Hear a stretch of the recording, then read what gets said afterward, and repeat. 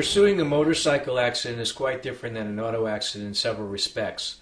For one thing, you have an unprotected motorcyclist, and they're going to come into contact with heavy metal, and they're going to usually do so at speed. If they're lucky and they're able to lay down their bike, they're going to come into contact with the pavement. Either way, bone-crushing injuries, head injuries, and related morbidity is often the result.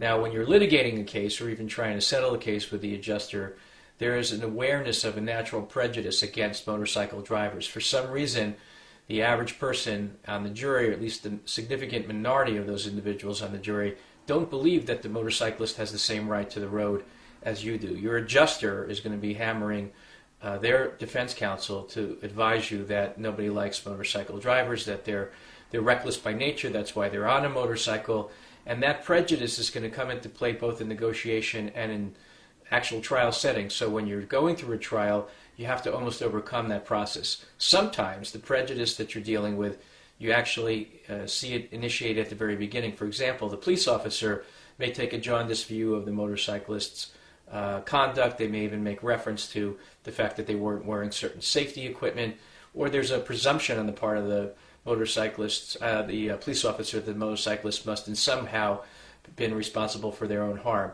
So your lawyer has to be willing to confront all those difficulties and then still deal with the basic injury essentials while you're getting good medical care and while you're going ahead and pursuing all the things that you need to do to make sure you understand the extent of your injuries and any aspect of it that's going to impact you in the future.